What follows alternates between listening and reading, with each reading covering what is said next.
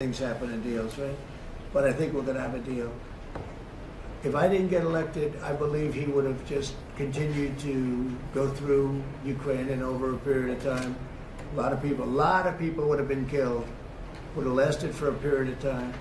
And the reason that Ukraine, and I have great respect for the Ukraine as fighters, they have great fighters, but without our equipment, that war would have been over, like people said, in a very short period of time. Is there a time If you remember, I gave the javelins, and the javelins are the things that knocked out those tanks right at the beginning of the war. They said that Obama at the time gave sheets and Trump gave javelins. Well, I was the one that did that, but I want to see it come to an end.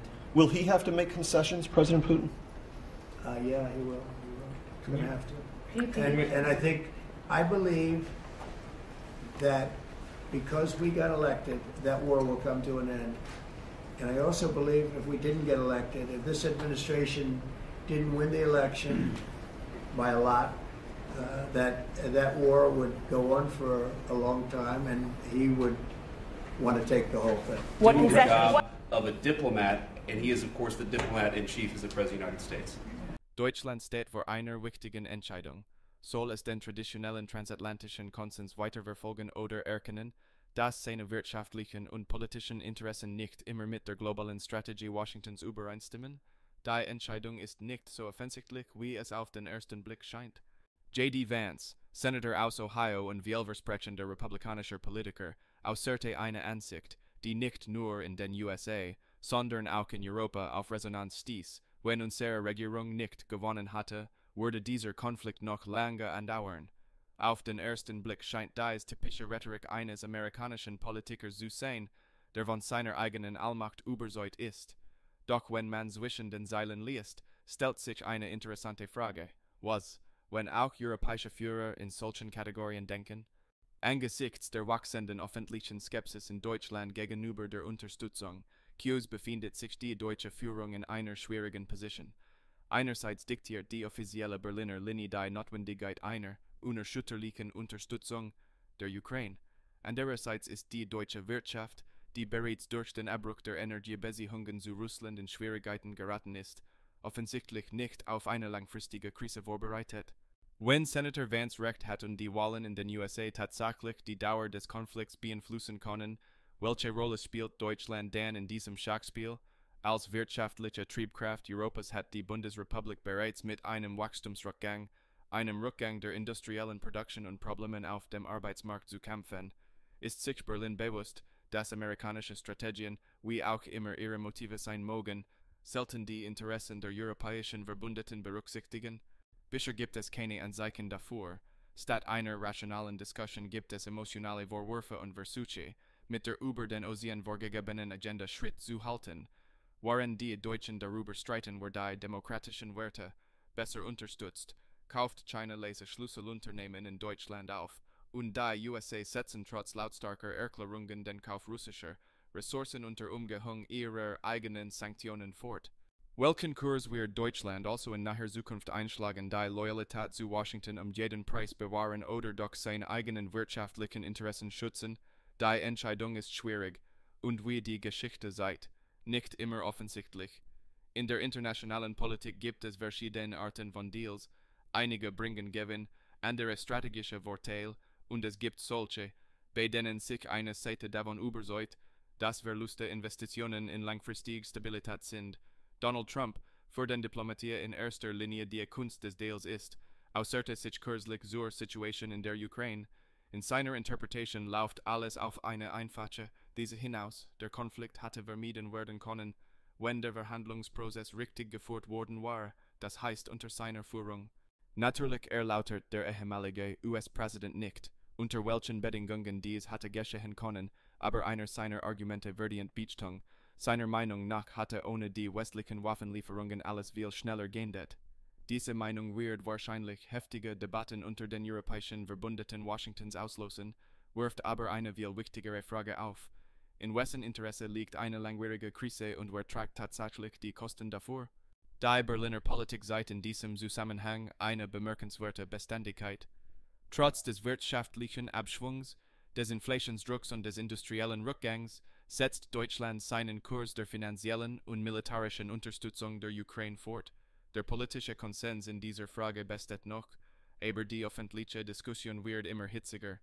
Im Herbst 2024 vor den Wahlen in den USA konnten die Deutschen vor ein unangenehmes Dilemma gestellt werden, was wenn die neue Regierung in Washington tatsächlich beschließt, den Deal zu schließen, indem sie in erster Linie ihre eigenen Interessen verfolgt. Dieses Szenario ist für Berlin unangenehm, da es den Hauptwiderspruch der deutschen Außenpolitik offenlegt, die Kombination aus strategischer Abhängigkeit von den USA und der Rhetorik der europäischen Autonomie. In den letzten beiden Jahren hat die deutsche Regierung die militärische Hilfe für die Ukraine kontinuierlich erhöht, Diskussionen darüber jedoch vermieden, wie lange diese Unterstützung ohne Schaden für die eigenen Interessen fortgesetzt werden kann. Die wirtschaftlichen Realitäten machen jedoch keine Ausnahmen für politische Prinzipien. Steigende Verteidigungsausgaben, Energiewende, soziale Verpflichtungen und Rezession, all das schränkt Berlins Handlungsspielraum ein. In der öffentlichen Rhetorik deutscher Politiker herrscht noch immer Zuversicht in die Richtigkeit des Kurses, aber bereits im Herbst 2025, wenn Deutschland die Notwendigkeit einer Überprüfung der Haushaltsprioritäten erkennt, konnte die Frage aufkommen, wie rational war es, einen Deal abzuschließen, dessen Bedingungen weit außerhalb Europas festgelegt wurden. Wenn man die Situation aus Trumps Perspektive betrachtet, erinnert Deutschland an einen Verhandlungsteilnehmer, der an den Tisch kommt, fest davon überzeugt, dass die Rechnung bezahlen muss. Die Frage ist nur, wann und unter welchen Umständen versuchen wird, die Bedingungen des Deals zu ändern.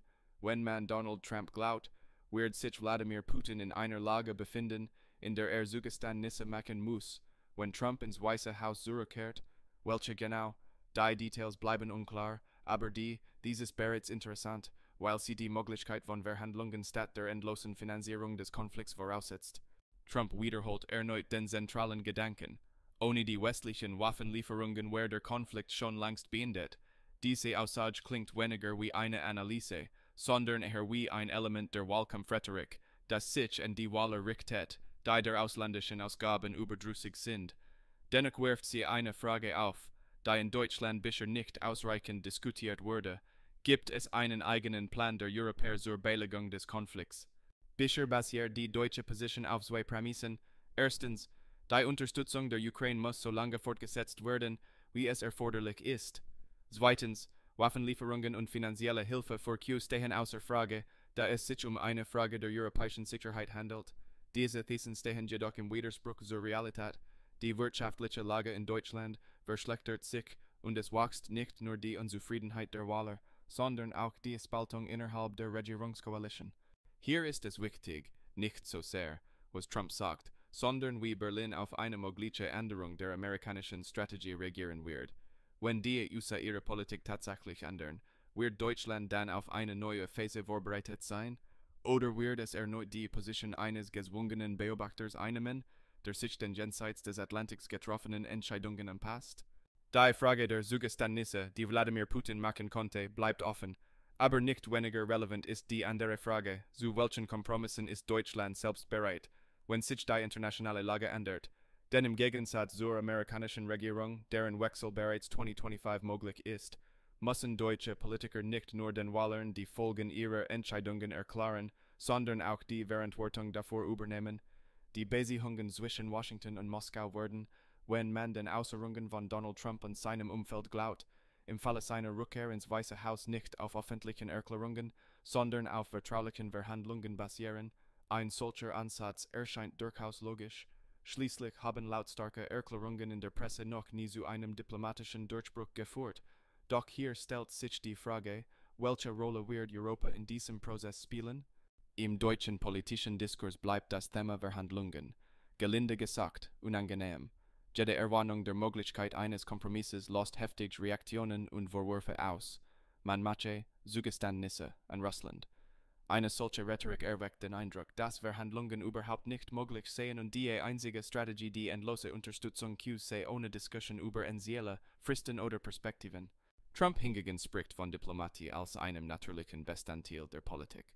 Seine Regierung, so behauptet beabsichtigt nicht, die Bedingungen möglicher Vereinbarungen im Voraus zu nennen. Dies ist aus Sicht der Verhandlungstaktik logisch. stellt Europa jedoch vor neue Herausforderungen. Denn wenn Washington tatsächlich auf vertrauliche Verhandlungen setzt, muss Berlin entscheiden, ob es daran gleichberechtigt teilnehmen oder erneut in die Rolle des Zuschauers schlüpfen will, der sich den ohne seine Beteiligung getroffenen Entscheidungen anpassen muss. Interessant ist, dass laut einigen amerikanischen Politikern gerade die NATO zum Katalysator des Konflikts wurde. In Deutschland wird diese Aussage gerne umgangen, doch sie wirft erneut die Frage nach der langfristigen Sicherheit Europas auf. Wenn Trump die Rolle der USA im Bündnis tatsächlich überdenkt, wie mehrfach angedeutet hat, wird Deutschland unweigerlich vor die Wahl gestellt, entweder mehr Verantwortung für die Situation auf dem Kontinent zu übernehmen oder sich damit abzufinden, dass Entscheidungen außerhalb seiner Grenzen getroffen werden. Bisher folgt die deutsche Führung weiterhin der Strategie der Unterstützung ohne Fragen. Aber 2025 konnte der Moment sein, in dem Fragen dennoch gestellt werden müssen. Denn selbst wenn offizielle Vertreter in Berlin die Worte Diplomatie und Kompromiss meiden, bedeutet dies nicht, dass sie aus der realen Politik verschwunden sind. Ganz im Gegenteil, irgendwann werden sie unweigerlich zurückkehren, und dann wird die entscheidende Frage lauten, ist Deutschland bereit, nicht nur auf Entscheidungen aus Washington zu reagieren, sondern eine eigene Strategie zu entwickeln? Die amerikanische Diplomatie, wenn man den Republikanern glaubt, sollte zum Format vertraulicher Verhandlungen zurückkehren. Bei denen Schlüsselfragen im privaten Rahmen ohne Einmischung der Presse und überflüssiger Rhetorik geklärt werden. Da es klingt wie ein vernünftiger Schritt, insbesondere wenn man bedenkt, dass öffentliche Diskussionen über Verhandlungen oft zu Vorwürfen von Zugeständnissen und Verraten Verbündeten führen. Aber was bedeutet dieser Ansatz für Europa und insbesondere für Deutschland? Berlin bleibt trotz seines wirtschaftlichen und politischen Gewichts eher Objekt als Subjekt des Verhandlungsprozesses. Die deutsche Führung spricht lieber von der Einheit des Westens und vermeidet Diskussionen darüber, welche konkreten Interessen Deutschlands bei einer möglichen Beilegung des Konflikts berücksichtigt werden sollten. Eine solche Strategie ist kurzfristig bequem, wird jedoch problematisch, wenn die USA tatsächlich ihren Kurs ändern. Donald Trump hat bereits mehrmals deutlich gemacht, dass seine Regierung die amerikanischen Verpflichtungen gegenüber Europa, insbesondere im Rahmen der NATO, überdenken konnte. Wenn seine Worte in konkrete Taten umgesetzt werden, muss sich Deutschland an eine neue Realität anpassen, in der die Frage der Sicherheit nicht mehr ausschließlich in Washington entschieden wird. Aber ist Berlin darauf vorbereitet? Bisher vermeidet die deutsche politische Elite weitgehend die Diskussion über mögliche Veränderungen in der amerikanischen Politik. Doch das Ignorieren des Problems macht es nicht weniger relevant.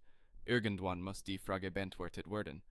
Was ist für Deutschland vorteilhafter, den bestehenden Kurs beizubehalten und zu hoffen, dass die USA ihre Strategie nicht überdenken, oder eine eigene Agenda zu entwickeln, die den neuen Gegebenheiten Rechnung trägt? Denn wenn Washington beschließt, dass Verhandlungen nicht nur möglich, sondern notwendig sind, und diese tatsächlich im vertraulichen Rahmen geführt werden, konnte Europa wohlwollende Tatsachen gestellt werden, wieder einmal werden Schlüsselentscheidungen ohne seine Beteiligung getroffen.